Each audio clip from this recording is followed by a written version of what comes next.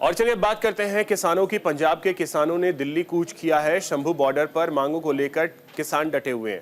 अंबाला जिले के 11 गांव में इंटरनेट सेवा बंद कर दी गई है। हरियाणा सरकार ने एहतियातन इंटरनेट सेवा बंद की है। तो ये बड़ी जानकारी आपको दे रहे हैं। पंजाब के किसानों ने दिल्ली कूच किया है। शंभू बॉर्डर पर अपनी मांगों को लेकर किसान लगातार डटे हुए हैं और अंबाला जिले के 11 गांव में इंटरनेट सेवा फिलहाल बंद कर दी गई है। एहतियातन हरियाणा सरकार ने यह फैसला लिया है। तो किसान जो हैं वो दिल्ली आने पर अड़े हुए हैं अपनी कई मांगों को लेकर। और देखिए, पहले दिल्ली नोएडा बॉर्डर पर हमने देखा कि किस तरीके की स्थिति बनी और फिलहाल जो इंटरनेट सेवा है वो बंद कर दी गई है 11 गांव में।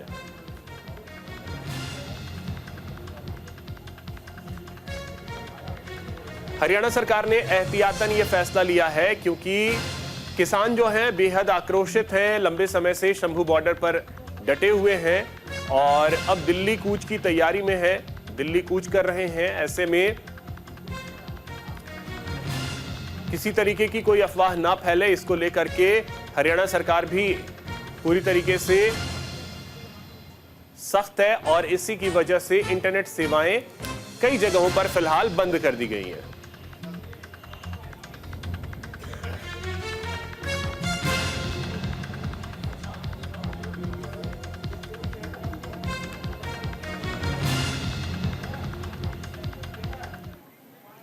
तो वहीं दिल्ली कूच के लिए आगे बढ़े हैं किसान। शंभू बॉर्डर से किसान आगे बढ़े हैं। ग्रेटर नोएडा के परी चौक पर किसान जुटे हैं। किसान आंदोलन को लेकर प्रशासन पूरी तरीके से अलर्ट है। पंजाब के किसान दिल्ली पहुंचेंगे। तो देखिए, शंभू बॉर्डर से किसान आगे बढ़ गए हैं और इस समय जो जानकारी मिल रही है, नोएडा के परी चौक पर फिलहाल किसान जुट रहे हैं। तो किसान आंदोलन को लेकर प्रशासन अब पूरी तरीके से और बाबरी मस्जिद को हम बातचीत करेंगे, इस पे आप क्या कहेंगे? हाँ, अच्छी बात हम तो कहते हैं। हम तो देखिए मोबाइल खुले हुए, कल भी बोला था कि आप सेंट्रल गवर्नमेंट की चिट्ठी, सीएम अगर पंजाब के बीच में मध्यस्थता करते उनकी चिट्ठी या हरियाणा का सीएम बात करता उनकी चिट्ठी आनी चाहिए। हम तो बिल्कुल आठों बातचीत के लिए हमारे दरवाजे खुले हैं। अधिकारी देखिए वो असत्य बोल रहे हैं। ऐसा है कि जो भी दिल्ली लोग जा रहे हैं वो परमिशन तो लेके नहीं जा रहे हैं। हाँ, अगर दिल्ली स्टेट को कोई आपत्ति है वो हमसे परमिशन मांगे। हरियाणा से ना हमारा टकराव है, ना हरियाणा गवर्नमेंट से हमने मांगे मनवानी है, ना पंजाब गवर्नमेंट से हमारा कोई किसी भी देश की जो राज्य सरकार है उनसे कोई लेना देना नहीं है हमारा तो केंद्र के साथ जो आंदोलन है पीसफुली, तो केंद्र कहे ना तो देश के लोग, हमने कहा आज हमने दिखा दिया पूरी दुनिया को भी पीसफुली है। तो इस तरह से दिल्ली में कोई जगह दे देते, जंतर मंतर, रामलीला, तो वहां बैठ के अपनी बात रखते। आप लोग सिर्फ 10 महीने से यहाँ पे धरने पे हैं, कब तक ऐसे पुलिस के आंसू गैस का सामना करते रहेंगे? नहीं, देखिए ऐसा लगता है भी जो विश्व व्यापार संस्था है, वर्ल्ड बैंक है, जो कारपोरेट की पॉलिसी है, जो इकोनॉमिक्स मॉडल पूरे दुनिया में ये लागू कर रहे हैं कि छोटे किसान को, मझोले किसान को खेती से बाहर करना है, खेती मंडी जो बड़े व्यापारी हैं, पूंजीपति हैं, उनको देनी है। इसी फैसले को वो लागू भारत में भी कर रहे हैं।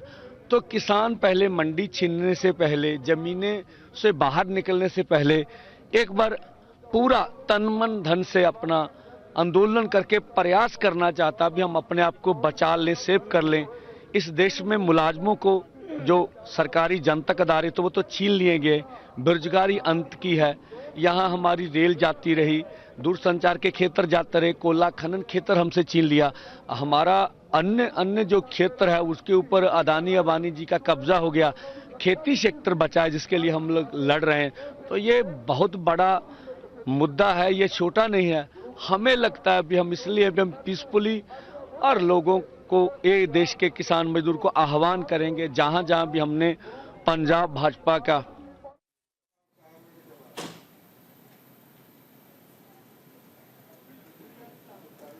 तो देखिए, किसान दिल्ली की ओर रुख कर रहे हैं और उनकी मांग है कि रामलीला में या जंतर मंतर दिल्ली में कहीं भी हमें जगह दे दिया जाए, हम वहां शांतिपूर्ण तरीके से बैठेंगे और अपनी बात जो है वो सरकार तक पहुंचाने की कोशिश करेंगे। तो परी चौक पर किसान फिलहाल नोएडा में है, ऐसी जानकारी मिल रही है। और किसान जो हैं वो अपनी कई मांगों को लेकर लंबे समय से विरोध प्रदर्शन करते नजर आए हैं।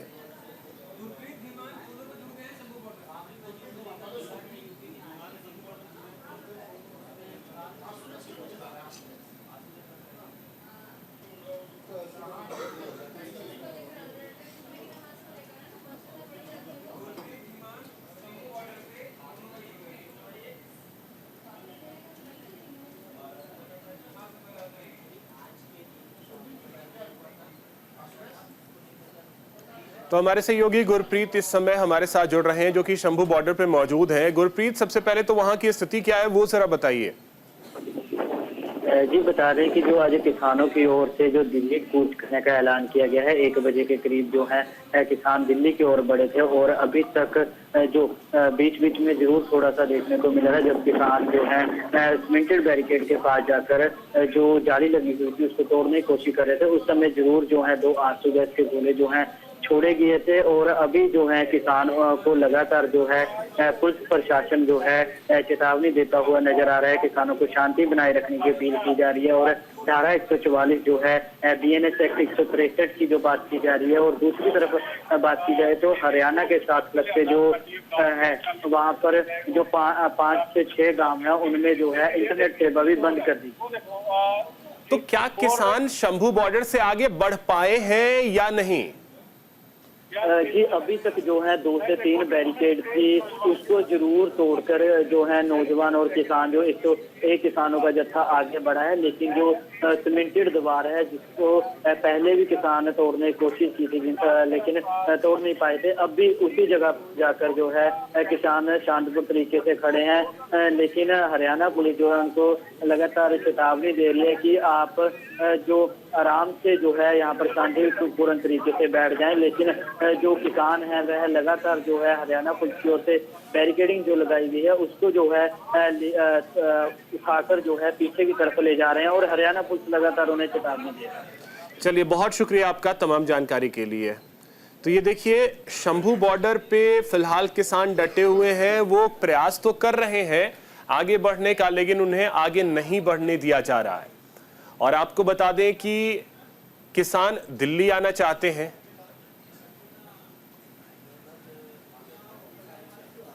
हरिशंकर हमारे सहयोगी चिल्ला बॉर्डर से इस समय हमारे साथ जुड़ रहे हैं। हरिशंकर, आप क्या देख पा रहे हैं इस समय चिल्ला बॉर्डर पे?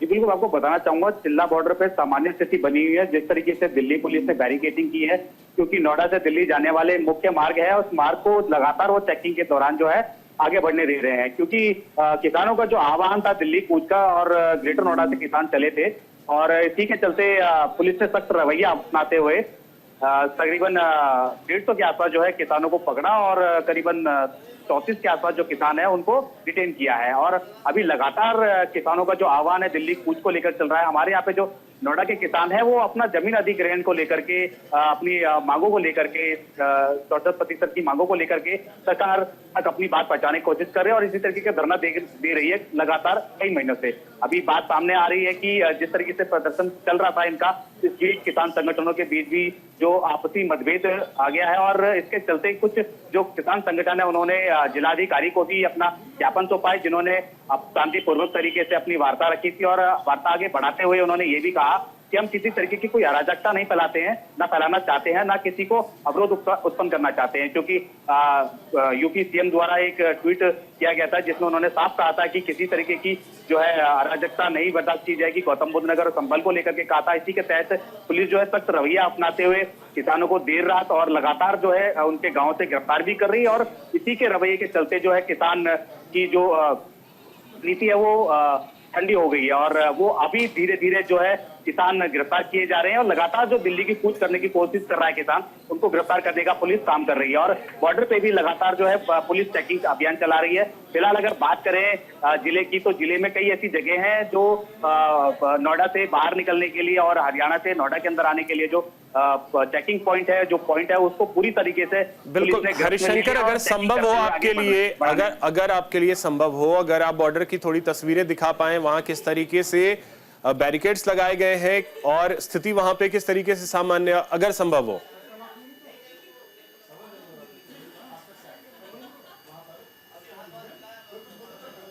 बिल्कुल तस्वीरें आपके सामने हैं और ये जो रास्ता है पीछे से, ये बिल्कुल हाईवे की तरफ जाता है, ग्रेटर नोएडा और नोएडा की तरफ निकलता है। फिलहाल दिल्ली से काफ़ी दूरी पर अभी हम यहाँ पर हैं, चूंकि चिल्ला बॉर्डर की स्थिति मैं आपको बताना चाहूंगा कि वहाँ की सामान्य स्थिति बनी हुई है। चलिए ठीक है, बहुत शुक्रिया आपका तमाम जानकारी के लिए।